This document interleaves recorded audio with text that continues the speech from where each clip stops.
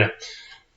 So hello again. This is the second Spiral podcast. It's been a bit of a long while since we sat in the studio and kind of recorded our first episode. So in case you've forgotten, I'm one of your hosts, Sol, and I'm here with Scott today. How are you doing, Scott? I'm very well, thank you. I hope everyone enjoyed our last episode. I certainly did, and it was good to sort of go through things that we sort of talked about and things that we're very passionate about as well. So hopefully that's a benefit.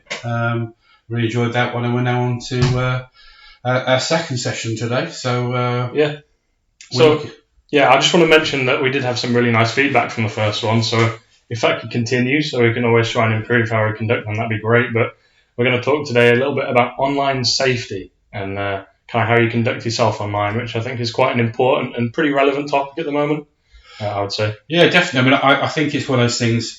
When I was at school, we didn't have access to the internet. We did start to use computers. We were using computers. I think it was BBC Micro was the one. There's an X81. So and you have to probably Google that because no one will have any idea what they are. But you didn't have sort of access to the internet, and which was our loss, I think, because I think one of the things I want to be really clear on is that I think the internet's a fantastic thing. Yeah. And we are going to talk about some topics today that might worry people, but we don't want to worry people. We want to make sure people get a really good experience online. Yeah. And there are a range of resources that you can access online about internet safety. So the beauty of Google is that you can go online and Google internet safety. It's worth looking at safety features on your things like virus protection. Yeah.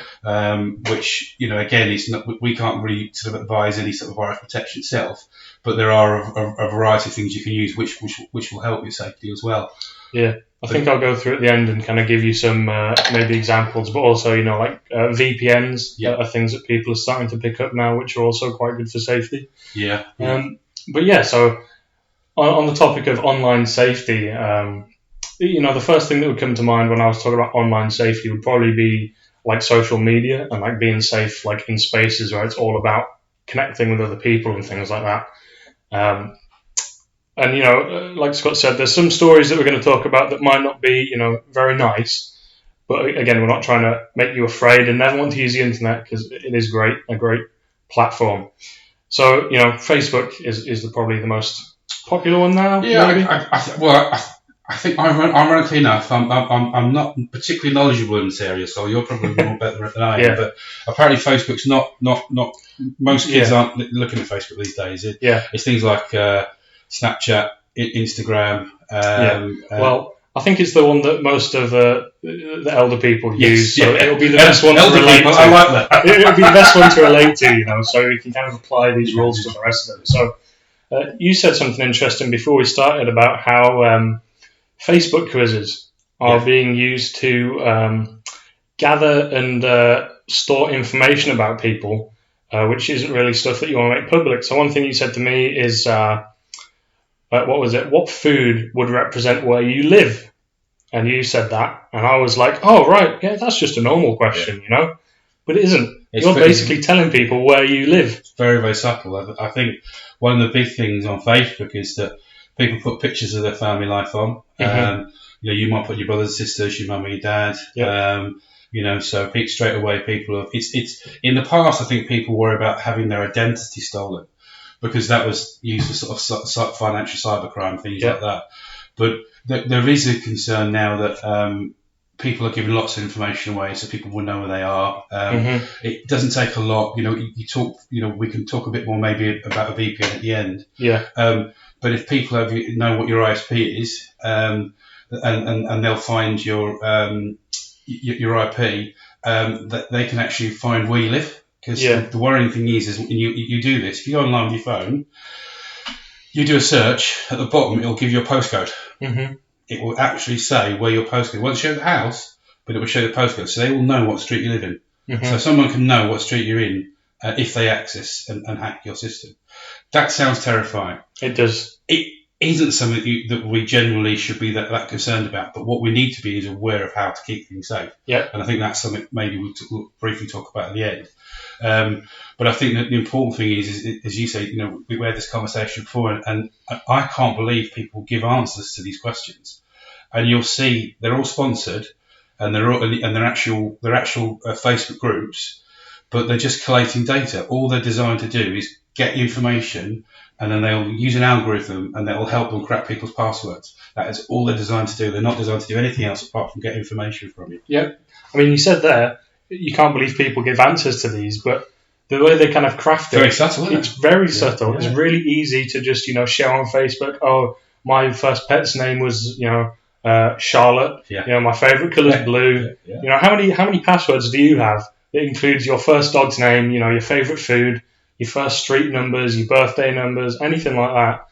And there will just be, somewhere where there's just a big storage of all that just kind of hanging around. Yeah. And again, it's not to make you afraid and to never answer these things on Facebook, but one of the good things about most social media is that you can have private pages, you can share things only to friends, and obviously you can only accept people as friends that you're comfortable and And that's something that I think people need to use a bit more on Facebook, because it's there for a reason. Yeah. I would say having private Instagram accounts, so people can't just go on your Instagram and see your pictures. They have to follow you. You have to accept it. You have to know who they are. I think it's a really important point, because on all of these sort of social media platforms, there are privacy settings. There are settings to protect you. But what they'll do is when you sign up to them, you'll have a basic default setting. And that default setting will allow people to access all your information. Mm-hmm. You have to accept someone like Facebook is trying to make money from you. That's the reality. Yeah. And because they're making money from you, they want to sell advertising. So they're actually basically what they're doing is they're letting other companies have access to your information. Yeah. And again, it's common. It has been going on for many, many years, and we shouldn't be panicking about that. But at the same time, there's ways that you can protect yourself by looking at your privacy sections. And I think one of the things that startled me, and I don't want this to be a technical session, but when I first started using the VPN, I found out I couldn't access a lot of websites initially. And then I started asking the question, why is that? And I mean social media. So there was BBC News wouldn't let me go onto certain pages on there. And it was because it wanted the information. It wanted to harvest. It wanted to get information from you. They'll tell you it's because they think you're a bot. So they'll think you're a randomly generated sort of computer robot, or for want of a better word, and it's just trying to attack the website. But the reality is people that have websites, it's set up so they want you to have that information. I mean, obviously most people now are aware of the changes in privacy. So every time you go on a website, it's a new website, you have to either accept cookies or decline them. Mm-hmm. Now the reality is that with the VPN side of things, you'll always have to do that, because it won't let the data be given. And so I think it's important that we kind of do touch on that. But coming back to the original point is always think what you put down online, because it's always going to be there. What people don't remember is if you put something online, it stays there forever. Mm-hmm. It doesn't go anywhere. Yep. So whatever you put on there, and I think that maybe it's worth talking about. Some of the things we were obviously really interested in were things like cyberbullying. Mm-hmm. We talked a lot about that. But maybe it's a case of looking at, first of all, make sure you're safe. Use your settings. Keep them safe. Keep them private. Only have conversations with people you trust. I think one of the biggest things is friends requests. Be very, very careful with friends requests. I don't know what your thoughts are about that, but you need to just because someone's a friend of a friend doesn't mean that they're safe. It doesn't mean that if you don't know somebody that's a friend of two other friends, don't just automatically accept them. Have a look on their Facebook page. Are they a genuine person? While you're thinking, if you have someone that's got a page with sort of about 20 friends and one photograph, it's a good chance that person isn't who they say they are. Yep. There's a lot of things that aren't very pleasant, on an online space, but now we kind of got, technical safety features out of the way. More to do with Facebook we were talking about, so, it's kind of something that everyone can kind of relate to, but the most recent kind of big trending social media, I'd say, would be TikTok. Maybe Instagram, Snapchat. I'm not quite sure if people are using it that much anymore for really social. It's just like messaging your friends. And TikTok is one that, for me, it worries me a bit. Maybe that's just because I'm getting a bit older. I mean, I'm not that old, but I was at youth club the other day, and these, like 13-year-olds were saying, yeah, I've got a TikTok account. And the first thing that I thought was like, well, that's not good. Yeah.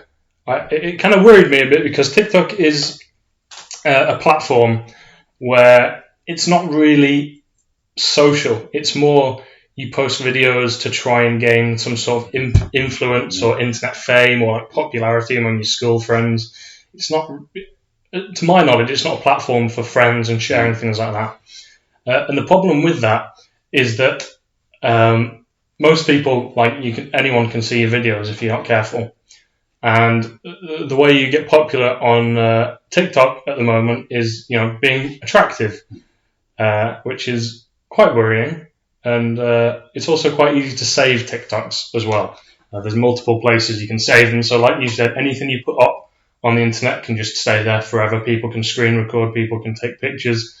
And for me, it's quite worrying that young children, particularly under the age of, 18, I would say, are on a social media site where attractiveness is like the number one thing that gets you popular. And I don't want to say that your kids shouldn't be using it. I just think it's quite on kind of the grey line of like what's acceptable and what's not. I really think it's a social media that, if your children are on it, you want to be maybe not like constantly checking it, but you want to know what's going out online because you never know who's going to watch it. I think society's sort of changing a lot, and social influencing is very important at the moment. And these days people don't advertise; they use social influence. So they'll go on to Facebook. They won't, spend money to go on TV anymore. They'll just go on Facebook or Instagram or wherever, or TikTok, and they'll get revenue from that. They'll get paid for hits of views, all these sorts of things. Mm-hmm. And I think you touched on a really valuable point in the fact that how a person looks and how they dress it and how they're perceived. The thing is that this isn't real life. These people don't walk around, looking perfect. They're like the rest of us in the fact they have good days and bad days. Yeah. And I think the worry for me is that you're supposed to look brilliant and you're supposed to look wonderful all the time. Yeah. That doesn't happen. So that's true. My concern would be people sometimes look at these really attractive people wearing these fantastic clothes and great jewellery, and they're not going to look like that all the time. And they've got to remember that a lot of the stuff is given to them for free, and they're wearing it, and it's not even there, so they have to give it back at the end of a photo shoot or something. Yeah. So it's not creating, it's not reality. And I think people can be, and that's not just children, that's adults, that's, people could be really taken in by that, and another classic is, it's, the Facebook life versus reality. People will put up, this is my great car, this is my wonderful life, and it might not be like that, and then people then feel pressure to have a nice car, to have nice clothes, to go on holiday, to do this. You should never feel pressured into doing stuff because somebody else does it. That's I think one of the things there. Yeah, definitely. I think also with the TikTok especially is that there's such a wide range of people who use it. Now the thing is with TikTok is that there are age restrictions in place. Now people basically lie to get onto TikTok. Of course. Now I know that happens. I understand that. And as we said, in TikTok itself, it can be great fun for people and can be used really appropriately. Mm-hmm. But if you look across the board, there's a lot of stuff on TikTok which I wouldn't be comfortable with. I know my daughter uses TikTok, and I do sort of always remind her that there's things out there that I'd rather she didn't access. And we've had that discussion. And I think it's important that you understand that, and people do that. These platforms will always be around and they'll always be changing. And people should use them. I don't. I certainly don't. Certainly, we both, I'm sure, agree that you should not use them. But I think it's a case of a bit more awareness, really, because there's a lot of things out there that which aren't great. We're looking at things like potentially pornography, and not necessarily on TikTok, but in general. On TikTok, it's very borderline. Yeah, it's very borderline. And I think we need to be aware of that because, again, it's an area that needs, people need to be protected from that. Yeah. Need to be aware of what content they're accessing. And that's parents and children as well. And I think it's that vulnerability. People that can be vulnerable, and there are ways you can sort of look at keeping yourself safe. Yeah, I think the whole point is that if you're a parent, it's about having this conversation and making sure that your children are safe, not necessarily stopping them altogether. That's kind of the easy way out, isn't it? You want your child to have fun and enjoy all this amazing world that the internet can give you. It's more about making sure that they know the things that can happen. And trying to keep safe about it. I mean, we talked about security, but also there's also financial vulnerability as well, because people now you go online, they're buying things online, and they're using things like Apple Pay, Android Pay, or whatever, Samsung Wallet, all these sorts of things. And I think it's also important. This is where passwords become important. Don't use your same password for everything. Make sure it's sort of, you're not giving anyone your password, even your friends, or passcode. Someone rings you up and says, "What's your passcode?" Don't give it to them. Silly little things like that. That's really important as well. But I mean, I think that, the two go together. The financial security and the vulnerability as well, because one of the things about online, it's great. You can connect with people. That's brilliant. But everyone's surely seen sort of Catfish and these sort of programs. The same thing happens online. And it's not just about sort of dating. It's about sort of, you could form inappropriate relationships with people. You could be having a relationship with someone you don't know anything about. I think you were telling me a story about. I'd like to answer this next, to be honest, because we would like to talk more about, like gaming and stuff like that, because that's a big part of, my life growing up, and I think even more now. Younger people are growing up playing a lot more games. I think it's becoming more, like socially acceptable. You're not going to be bullied for going home playing Call of Duty. When I think it's the past, it was a bit more. If you played Minecraft when you were my day, you weren't necessarily the coolest kid. Call of Duty was me, and I bet you're a bit of a geek if you played Call of Duty. And nowadays it's very common. I still play it. Exactly. Yeah. I love those games, and they're really enjoyable. But there was this one story that I heard, and again, I'm not trying to make you afraid. This is all about making you aware and being able to question things. But there was one story I heard. I think it might have been in America, where there was these two people that met online. There was an older guy and a teenager. And this older guy, after playing online games with them for, around 2 years, met up with the teenager and convinced the teenager to be an alias for him, whilst the older man went and committed a murder. So this teenager was convinced to walk around in this man's hometown wearing his clothes, driving his truck, so that there was video evidence that the old man had still been at home whilst he went and murdered someone. The mind boggles. It really does. It does. And that's a scary story. That's like a peak of what can happen. And that can happen. Obviously it did. But the main point, I think, is that you never really know someone when you meet them online. I think it's definitely, you can make your own informed judgment. I've had a friend who I've known for, like 8-9 years online, and I've never met him in person, but I'm pretty confident he is who he says he is. I'm friends with him on Facebook. I see his posts of him going out.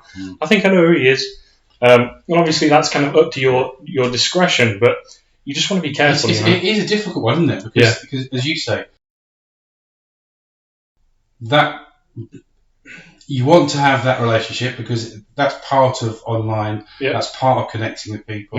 I think you want to share information, because you're usually going to be interacting with someone because you have things that you have in common, interests in common.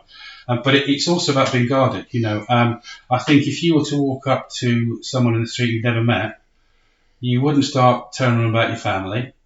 You wouldn't start telling them about where you went to school. You wouldn't start telling them what your favourite things were. You would be very much guarded. You'd meet them, and then over time, you would learn things about each other. Online, people seem to let those barriers down and just blurt information out because they feel safe. Because they think, no one's ever going to sort of do this and do that. Now, Catfish has shown you the TV programme, which is a fantastic programme, by the way, but that it shows you how easy that is, and it shows you how much information can be gained. And again, it's, we both said this time and time again, this isn't something that we should, be really, really scared about, but it is something we should be aware about. And a bit of awareness makes you safer, and makes your experience more enjoyable, and it means you can access the information. And there's so much fantastic stuff out there. There really is, And I think the importance of there's two things. There's first of all an awareness of who you're interacting with, but also there's the side of things that it's how those relationships form online. And one of the big things I've encountered playing Call of Duty, I keep saying that because it's a game I replay. It's a great game, it's a popular game, but there's loads of bullying on there.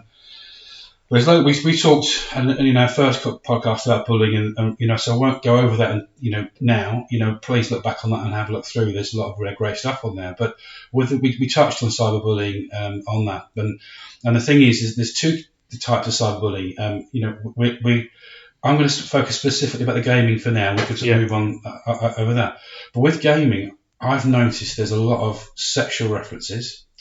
There's a lot of derogatory, racist language, and there's of threats of violence. And now, this isn't everybody, and it isn't every game. But I think children and parents and everyone need to be aware that it isn't appropriate. And if you're in a lobby on a game somewhere and someone starts talking, just come out of it. You don't need to be playing games with these people. I mean, it's really easy to back out of a game very quickly. If somebody, in the lobby, if you hear people talking stuff that you're not comfortable with, just get out. You don't need to stay in the lobby. You can go on to another server.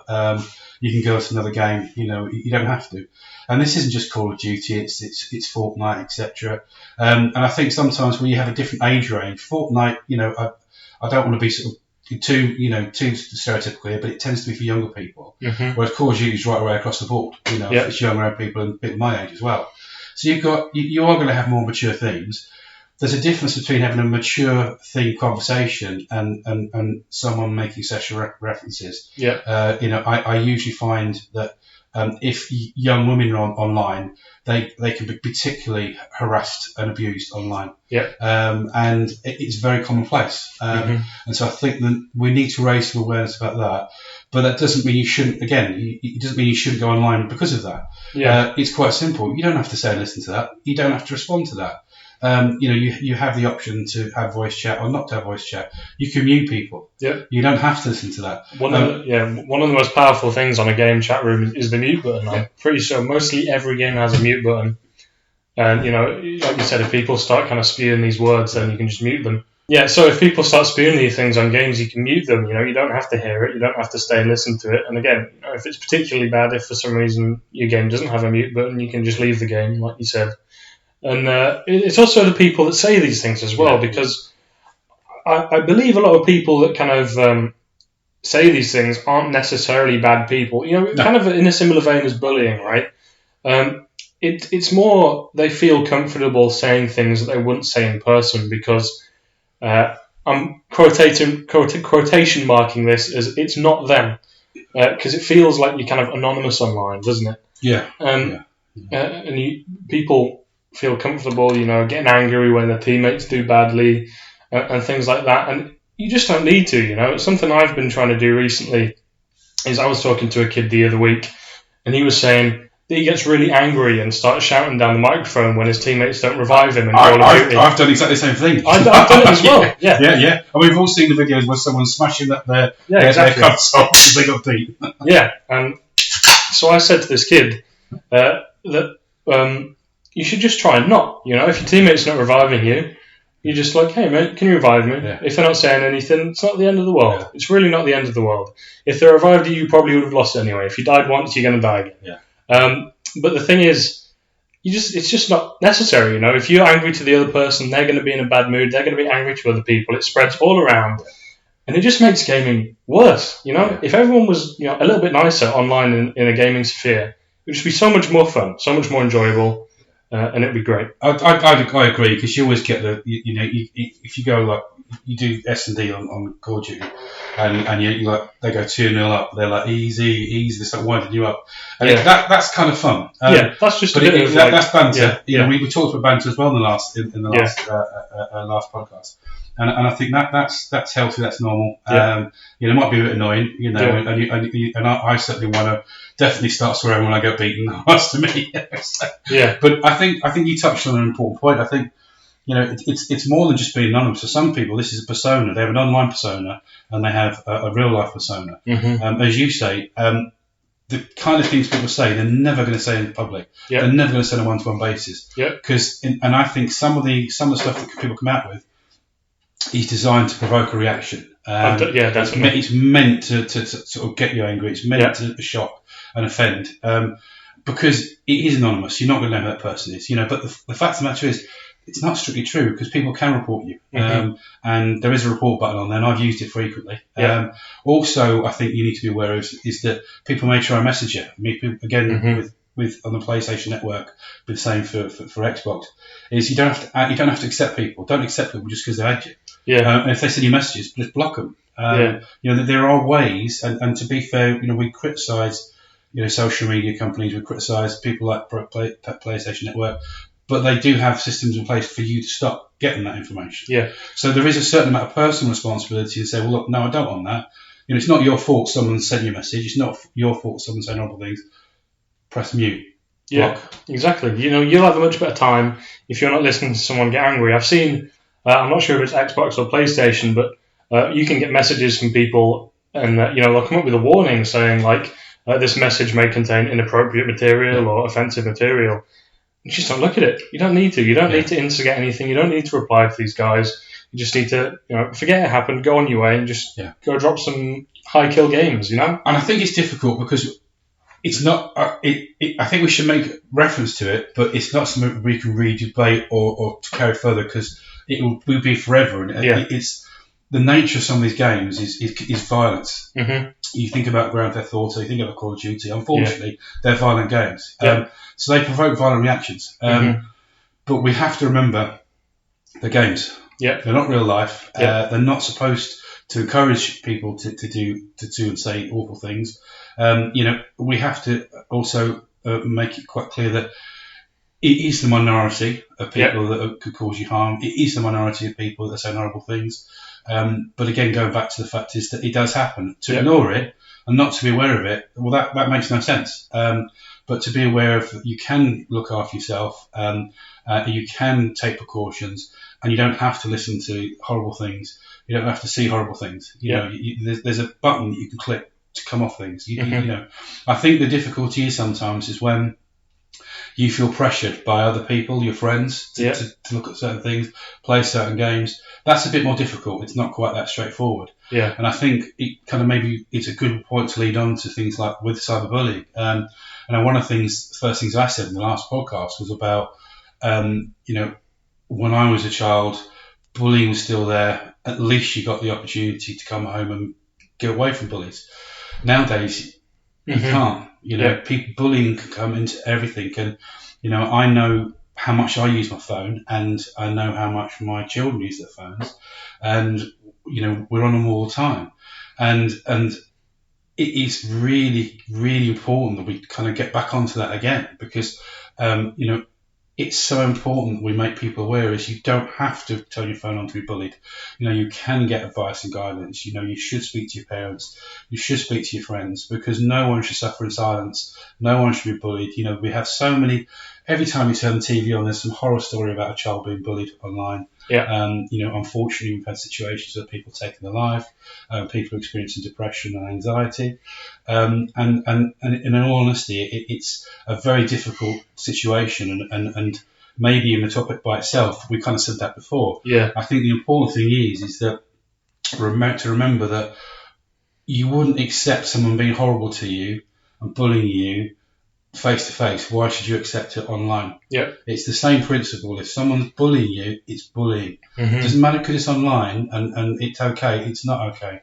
Yeah. If people are saying horrible things to you, making threats, doing things like that, then you should be telling your parents, you should be telling the school, you should be reporting people. There's a lot of ways you can report bullying online through social media platforms as well. Mm-hmm. You know, so to bear in mind things like TikTok, etc. If someone's bullying you, saying horrible things about you, just report them. Yeah.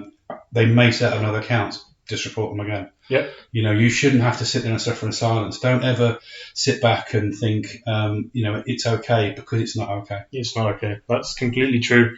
And if you are suffering from any of these things, I do want to say actually that I would encourage you to play games. I think online gaming can be fun, saying what we were just talking about. But yeah, I think one of the things is that when you're having chats with people and friends online you're at school with, I think sort of some of these sort of WhatsApp groups have caused a lot of problems. You know, I know growing up we didn't really have that. It was one-to-one. Sometimes people could be ostracised from groups. By that I mean people could be kept out of things deliberately. and that was a form of bullying. We discussed that before. Likewise with WhatsApp. Don't go online and say horrible things to people. Don't keep people out of groups. If you're able to be someone's friend, don't be their friend, but don't sort of bring them in and exclude them and set up other groups. And this is happening quite regularly. You've got a group, and then you've got 5 people in that group, and then another group set up, and then there's only 4 people in that group, and there's one person left in, not in the other groups. Why would you do that? Yeah. I mean, and it makes it makes people feel bad. We all want to be liked, we all want to be part of groups, etc. We can't all be friends, and we can't all like each other. That's fine. Yeah. But to keep people out and to deliberately sort of say horrible things to them and to make them feel bad, that's not what the internet's for. That's not what social media is for. Social media is to encourage people to connect. Social media is to share ideas, to share values, to have fun. It isn't that you should go on and think, and I think the thing is now, you can't use if you have a phone. Most people have their emails put on there, and they have the apps for all the social media groups. So this is why people then sort of go on, and they can't get away from this bullying, and that must be so draining. And the trouble is also is people don't always have the confidence to tell somebody else. And again, we also talked about the fact that some people may not even realise they're being bullied as well. Yeah, and so you've got that constantly. So the day you wake up, go to school, you have a bully, come back, in social media bullied. Lunchtime, you turn your phone on, bullied. That we've got to stop that. We've got to make people aware that it just isn't right. Yeah, if you're feeling uncomfortable in kind of any way of life, if you're feeling uncomfortable with how people treat you online, in school, you should really contact people. Contact your teachers, say something to your parents. There's lots of online places you can go for help. I'll mention a few of them at the end. And Spiral as well. If you're under the effects of bullying, Spiral, the company that we volunteer and work for, they do one-to-one support. So if you're feeling like that would be something you'll benefit from, you can check our website out. And the guys that do that are really, really great. And it helps out a lot of people. But yeah, you don't need to feel uncomfortable from the way people treat you online, in person. You just need to be confident enough to ask for help, tell people what's going on, and just try and get it sorted out, because it just doesn't need to happen. You'll be surprised, because I think some people think if I say something, then I'm going to get banned for going on the internet. Yeah. We've talked today about that's not what we're saying. You mentioned it before, and I'll say it again. I really enjoy online gaming. Oh, I love it. And I really enjoyed it. I've done it for 20 odd years, and thoroughly, I would recommend it, as you said. But within certain parameters, so making sure you're taking care of your safety, making sure that you're enjoying the game and playing it. If you're uncomfortable, you ask yourself the question why. And I think the internet is a fantastic opportunity. It's a great learning resource. You can get a lot of information. It can be great fun. And we can all watch cute cat videos and funny fails till for the next sort of 100 years. But I think it's important to say, look, people take more risks online than they would in normal life. People seem to accept worse behaviour online than they would in normal life. And you've got to question that. We've got to say, why is that? And I think, as you pointed out, it's that anonymity. So, people feel that they're creating this persona that isn't real. They're saying things that are throwaway comments that they don't think are a problem. They are. They do hurt and they do cut. And I think, again, people bully online for the same reasons, because it's online. It doesn't really matter. It's okay. But it isn't okay. It's really people that are being bullied aren't going to see that as being okay in whichever way, shape or form. And at the end of the day, I think we just need to raise that awareness and the fact that use the internet safely. But at the same time, you've got to be really careful what you're putting out there, because you're giving people access to your life, and you wouldn't do that on the street. You would not walk down the street saying, show a photograph. I mean, a classic example is that, when I was, growing up, would I have gone around taking a photograph of my dinner, gone to get the photos developed, and then gone around to all my friends' houses and shown them a picture of the dinner I had last night? Not even just friends, people that random people you've seen before. Exactly. So why do we do that? Why do we feel the need to do that? I mean, that's probably an entirely different question, but it's a case of, why do we feel the need to tell everyone everything? And I do it, so I do it. You know, Yeah. I do it routinely, and I'm basically thinking, and then we start to question the case of people don't need to know that, you know, and it's a case of sometimes people want to show off. You know, do you know what? Fair enough. That's fine as well. But it's, you know, there's a difference between sort of communicating, and there's a real difference between harassment and bullying. Yeah. And I think sometimes, you know, we you know, a lot of comments, you know, a classic example is this is going to sound really, really, really sad. I enjoy fishing. I enjoy carp fishing. Yeah.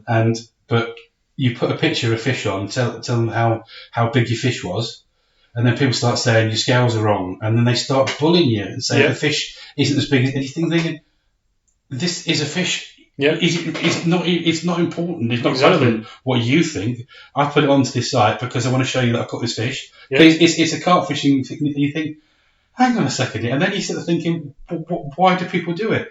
And people seem to want to focus on the negative. Mm-hmm. And then let's put get fishing out. Let's say it's that someone scores a goal and they puts it on a player put a goal on, and they say that's the best goal I've scored, and they'll say, oh, it's rubbish, I've scored better. Yeah. And it's that sort of like need to put people down, and I think that's what we need to change. But that's society. We can't change that today, and our podcast isn't about that. But I think that, you know, we need to be aware of that it's not important. You know. You know, use internet for these great things, but be kind to people, be nice to people. If you can't be nice, don't say anything. Yeah, I mean, for us, it's about the individual. You know, like we believe, I wholeheartedly believe, and I think Scott does as well, that if even one person that listens to this goes away and, you know, stops using horrible slurs or reports people when they're being bullied or mutes people when things are happening online, or, you know, changes their privacy settings on Facebook, for me, that's enough. You know, if one person is safer, then I feel like we've done a good job. And like you said, this is all about getting you to think. We don't necessarily have the concrete answers. We just have, you know, things you can do, things you can think about, and ways you can change things to just make it, you know, happier for everyone. I think even if friends group have this discussion, if someone's this, I was just saying, even if you listen to 2 minutes of this and right way through this podcast, we'll say exactly the same thing all the way through. Yeah. And even if you then go back to your friend and say, oh, you know what, we probably need to be a bit more careful what we say. We probably need to be a bit more careful what we do, and maybe we should think about what we say. Yeah. That to me is absolutely everything this podcast is about. Yeah. I would agree with you there. So we're kind of wrapping it up here. One thing we mentioned earlier was VPNs for personal safety, and VPNs we're not sponsored by any VPNs, obviously, but there are a lot out there. VPN is I believe it's a virtual private network. Yeah. And there's many out there. There's many cheap and good and affordable options out there, and basically it takes your IP and basically, you know, changes it and masks it, and it can hide what you're doing on the internet to, you know, your internet provider and to the websites you visit.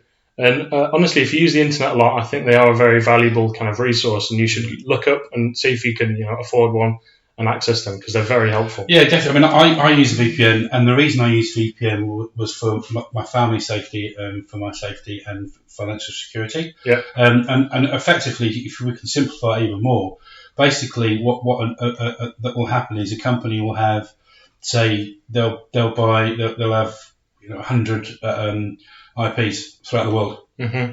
and servers, and then what they'll do is they will use that. So you will connect to their server, mm-hmm. and they will use their IP. Now, I was mentioning before about your postcode being on there. Yeah. Unfortunately, it still will be there unless you change your location, because on the VPNs you can also change your location so that it gives a false location. Yeah. Now, it sounds cloak and dagger. It sounds dodgy. It's not. Really, all it's doing is allowing you to go onto the internet and using it so they cannot come. So with your IP address, it will come straight to your computer. Yeah. If you're using a server, it's bouncing onto another one, which means they won't know where you are, they won't know who you are, and they won't know what you're accessing. Yeah. Now, you know, people could argue the companies argue that you, if you're not allowing people to see what you're accessing, it could promote things like the dark web, etc. For me, that's a non-starter. Yeah. Really, what it is, they can't harvest your information. They can't get algorithms on you. They can't get the information they want. It's the same process whereby you're, you know, not allowing access to cookies, etc. They are, all VPNs work. Some are better than others. Yeah, definitely. They don't cost a lot of money. Yep. And you will experience some changes, i.e., you might not be able to get on certain sites. But what you can do, if you play around, there's lots of advice and guidance on them. For example, it can just be a case of changing your server. I don't want to get too technical because that's not what it's about. But if you change your server, you can get access to the internet, access to sites. Some sites like the BBC can be a bit funny with you. But I'll be honest with you, I start asking the question why. Yeah. As soon as an internet a website won't let me get on because I've got a VPN, you start asking yourself the question why. Yeah. You will have to do some data capture stuff, so you'll have to sort of confirm you're not a bot. But I would recommend a VPN. Obviously, virus protection as well. All these sorts of things, and ad blockers too. I would advise them as well. Yeah, VPNs, ad blockers, really good. They kind of go hand in hand with viruses. Ad blockers, that's a really good one. And with virus protection software, I believe it's kind of, if you have a virus protection software, you should probably also have a VPN because they both work well together and protect you. I've got AdBlocker, a VPN, and but you can do it on your laptop and your phone as well. Yeah. And you can do 5 or 6 things. It's for the sake of the hassle, it is a bit of a hassle sometimes, but it's definitely worth it. It gives you a bit of safety and security online, and it's very valuable. But I think that's pretty much all we really were going to talk about today. It's been a pleasure to talk to you again, Scott. Yeah, definitely. And we hope everyone who's listened to this just kind of thinks on it a little bit. Maybe you might change up some things that you do, and don't worry too much though. Yeah, but at the same time, be aware. Yeah, it's about being aware, not about being afraid. I think, like we said, being online is great. Playing games is great. Do all those things. Just do what makes you happy, but think and be safe about it. That sounds good to me. Brilliant. Thanks a lot. Yeah.